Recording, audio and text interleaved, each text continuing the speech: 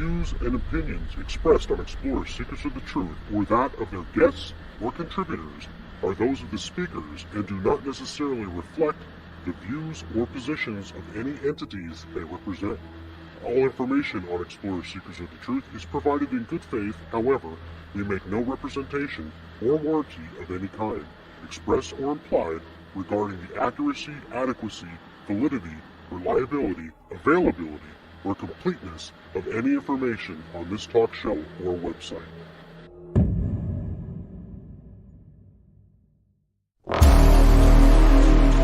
From monsters and ghosts to otherworldly beings, join the Explorers as they venture into the darkest realms, seeking the truth to what goes on in the night.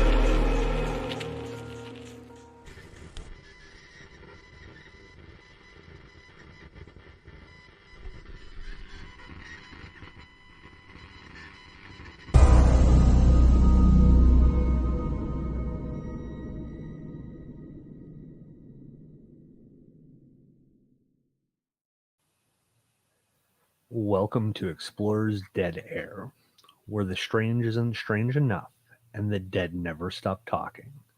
I'm Chad. And I'm Les. If it's haunted, cursed, or just plain weird, we're talking about it. Tonight we're digging into the case that's part poltergeist, part possession, and all disturbing. The Smurl Family Haunting in West Pittston, Pennsylvania. This one's got it all, folks. Weird smells, ghost dogs, demonic shadows, and, as we talked about last week, Ed and Lorraine Warren, and they're coming in hot with the holy water. And spoiler alert, it's about to be The Conjuring's next big installment. So let's get into what might be one of the darkest chapters in the Warrens' case files. Ooh, I can't wait. The Smurl family, Jack, Janet, and their kids moved into a duplex on Chase Street in West Pittston in 1973. It was supposed to be a fresh start after a flood ruined their previous home. Yeah, but instead it was like jumping out of the frying pan and into The Exorcist. Exactly. At first, the activity was subtle. Faucets turned on by themselves, knocks on the walls, voices calling their names. Yeah, it kind of reminds me of our old apartment in the Minersville house. So, yeah, I'd probably be out of there on day one based on what we went through. Things escalated fast.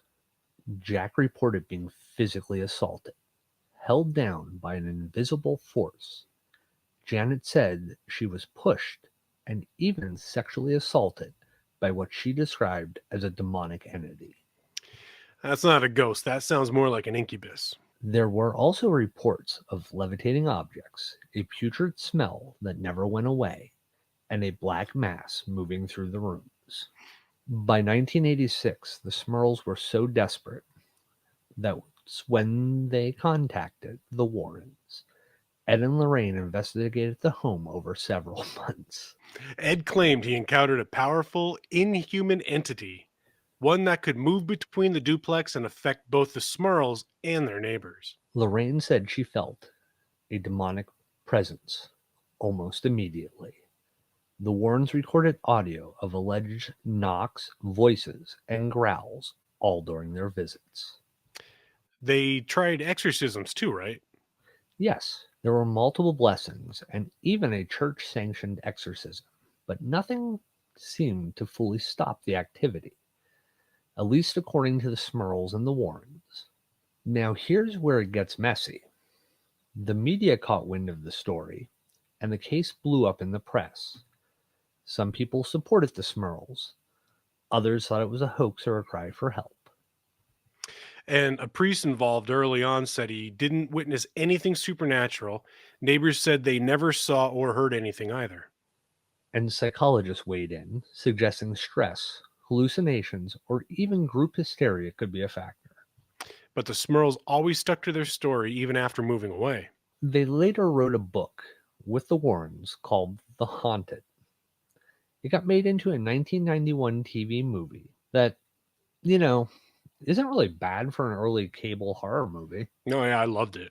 Now, fast forward today, Warner Brothers has confirmed that the next Conjuring movie is drawing from the Smurl case, and the working title is The Conjuring: The Last Ride. Is that what it is? Yeah, I'm pretty sure that's what they went with. Oh, not Haunting on J Street? Haunting on Chase Street was like the original title, but I think they went with The Last Ride or something like that, or The Last Ritual, something like that. Well, that makes sense. The director is teasing a return to a more intimate psychological horror of the first film. Think dark basements, hallway shadows, and stuff whispering behind doors.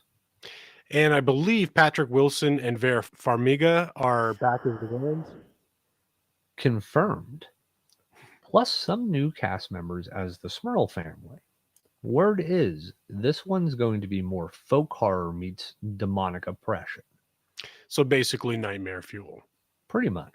It definitely brings a new wave of attention to the case and to the Warrens again. What do we think?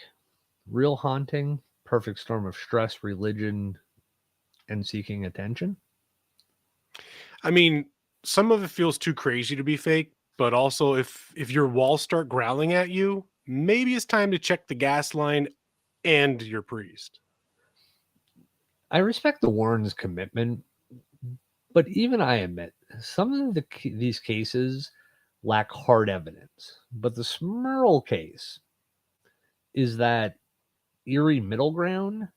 There's too much to ignore, but not enough to prove it. Right. It's like paranormal purgatory. You believe it until you don't, but then you do again. Exactly. And that's what makes it the perfect dead air material.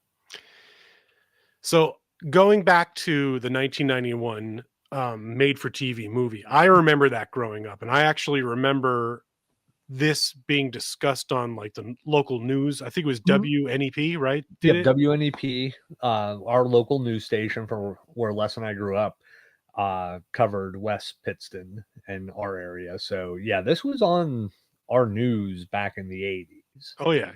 And the made-for-TV movie, I mean, to me personally, I remember watching that as a kid. I mean, obviously in like the mid 80s, we were pretty young. But I remember that made-for-TV movie was very much like any Hollywood horror. It terrified me like any other horror movie would. And I always harken back to at the end of the movie when they pick up and leave, and the wife Janet, it was either Jack's mom or Janet's mom. One of them had an in-law living with them, or it was one of their in-laws.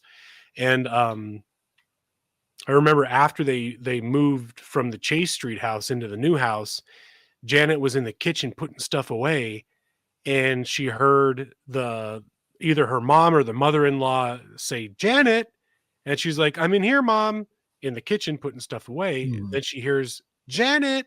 She's like, "Mom, I'm in here." And she's kind of like walking out looking for her.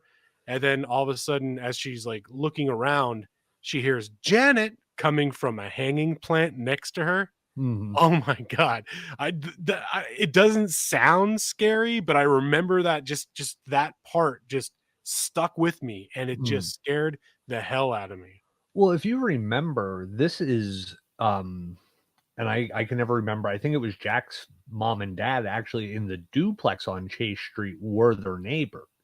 Okay, that's how it was. Yeah. And this is the one where the mom and dad would hear what they thought was their son and daughter-in-law like in the neighboring living room fighting and like throwing stuff at each other in the middle of the night, screaming and yelling. Yep. And the parents would go over and like bang on the door and nobody would answer, so they had a key. They would let themselves in, and then they'd find the entire family in their bedrooms asleep. Yep. But they heard like a brawl. They heard like a knockdown, drag out fight. Yep. Like a domestic violence incident. And this is also the one where the mom and dad, the Jack's mom and dad, I'm going to say that was Jack's mom and dad from what I can remember. They were sitting in their kitchen and watched the black mass come through the wall into Mm-hmm. their kitchen, Yep. and then like through their house and through another wall back over to the other side, of the duplex, into the Smurl family home. Mm-hmm.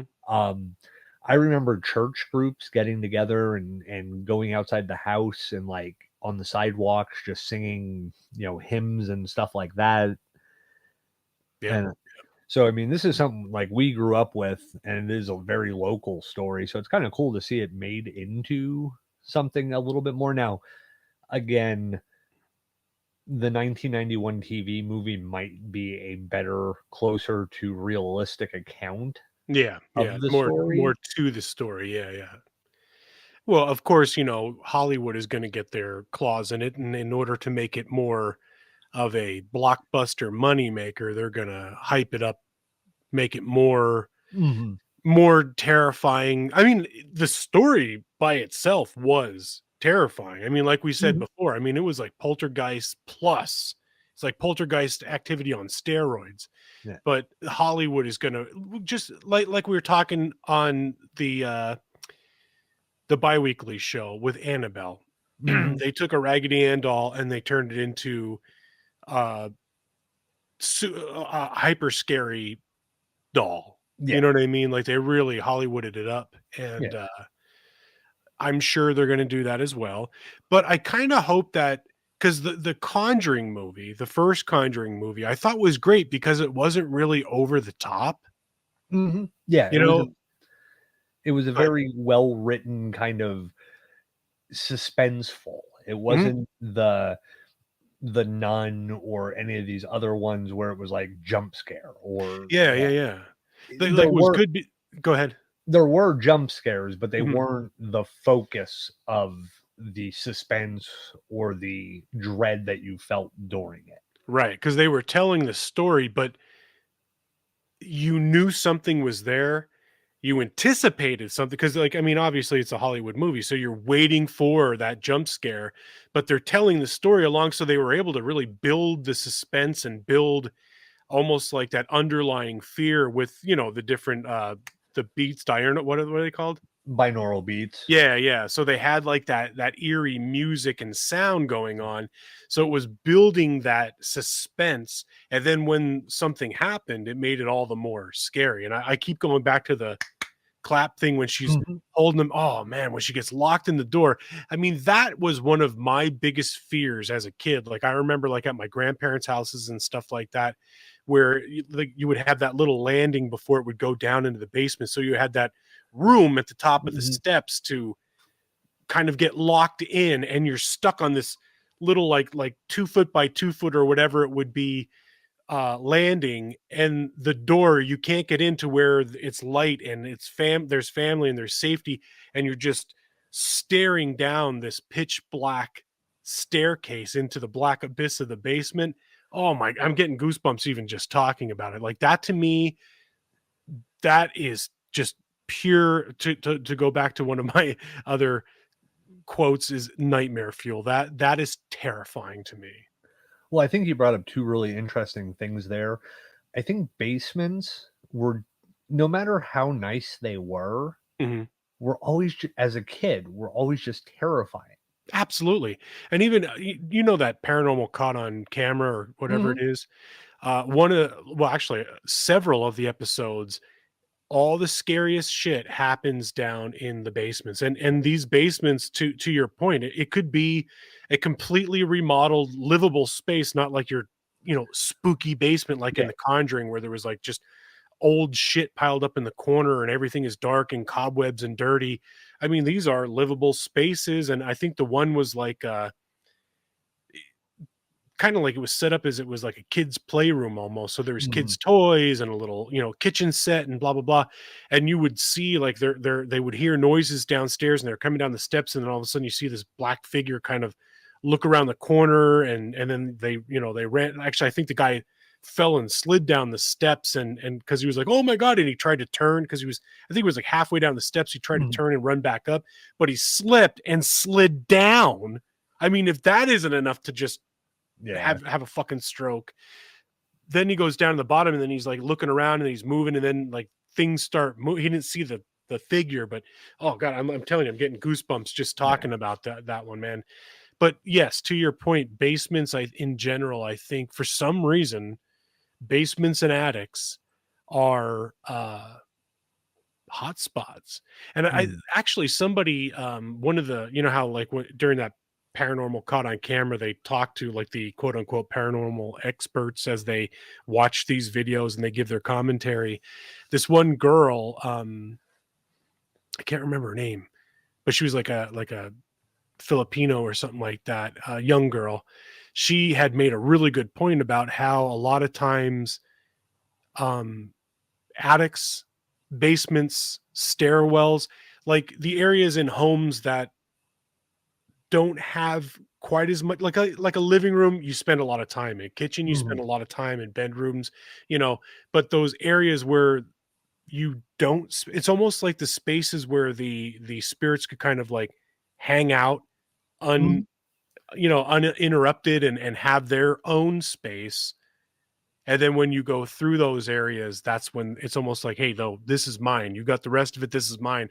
So they Mhm. make their presence known. You know what I mean? So I was like, oh, that's kind of an interesting point. And she coined a phrase for it, like a term for it. And I couldn't remember what she said, but it's basically unused or unlived spaces. Mhm. But I Yeah. was like, that's kind of interesting. Well, I always had the house I lived in as a kid had like a dirt basement. Hmm. And I used to always have like every dream that was a scary dream I had as a kid Hmm.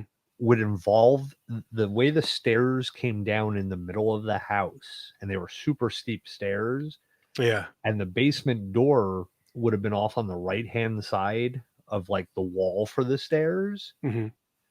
And I every time I had like I would be like in my dreams sliding down because it didn't the way the stairs were, they were so steep they didn't have a banister. They had like a runner along the bottom Oh God. that we used to like sit on as kids and slide down. Yeah. Yeah. And I would always have nightmares where I was sliding down the banister and the basement door would open. Oh God. Yeah. And here's the funniest part now as an adult. You know the scary monster that would come out of the basement? What? Grandpa Al Lewis from the Munsters. Oh God. That was who I would see. Yeah, yeah. Grandpa from the Munsters coming out of our basement because I guess he used to, his laboratory was in their basement. Yeah, So yeah, for yeah. some reason, my brain would always put him coming out of the basement. Oh, that's funny. Yeah, The most, like, lovable vampire ever, yeah, you know? like not scary in the least bit, but that's who I would see. Well, hey, Now, the your other thing, dreams are a weird place. yeah, the other thing when we were talking about, the two things with the point of the basements, my second thing is if you go back to the original Conjuring movie, like you were saying, how good it was, Mhm. you cared about the family. Yeah. They actually built like the dynamics of the family. It Mhm. wasn't this like, like they always try to play like, even like with the Amityville horror, it's so horrible, it's so evil because it was such a short period of time. So it was like George's personality snap was instantaneous. Yeah. Where in The Conjuring, it was that gradual, you got to know the kids, Mhm. you got to know the mom and dad a little bit, you Yeah. got to know the Warrens and their helpers a bit. Like it wasn't like they were overly fleshed out characters, but you were like, hey, I kind of like, Yeah. that person, like the Perone family in the original Conjuring is like, you kind of got to the point where you're like, I actually want to know what happened to these people, like in the real world, like Yeah. now, Yeah. compared to, some of these other characters in these, so, made movies based off of, or quote unquote, based on true stories. Yeah. Like you get done with the movie and you're like, they moved. That's all I really care. Like Yeah. there's no one to know what happened to them afterwards. And that Yeah. was one of the things I think that made the original Conjuring was it wasn't the over the top scary. It was eerie. It was that sense of dread that Mhm. things I think like from living in the Minersville house and stuff like that. It's like things that where it was experiences that we lived through. Yeah. And it was like that whole sense of like, I don't want to come down that hallway by myself. Mm-hmm.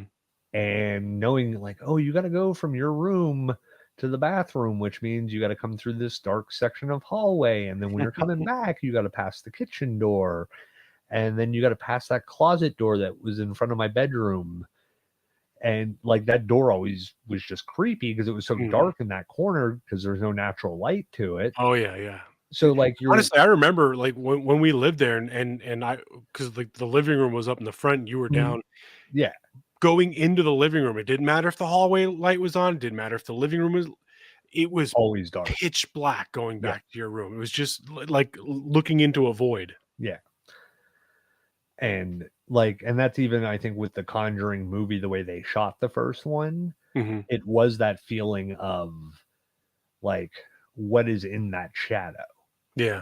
Like they don't have to put something in the shadow, but you start to like in your brain, if you're somebody who's experienced stuff like this, you start to go, there's going to be something there. There always is. And even when there isn't, there is. Yeah. Like, you always have that sense of dread.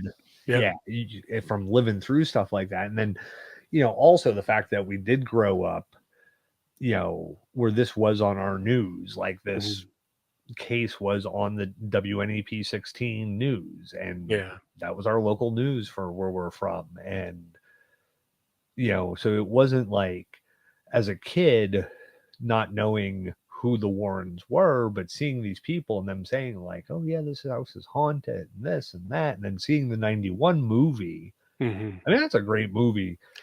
But again, there are a lot of great made for television movies that are from the early 80s, mid 80s, 90s that are probably better than some of the movies made by Hollywood around the same time. And especially today.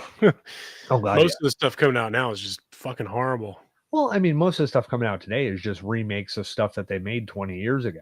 Yeah, worse remakes. Yeah, it's not better. It's like, oh well, now we have more special effects, and it's like that doesn't mean it's going to be better.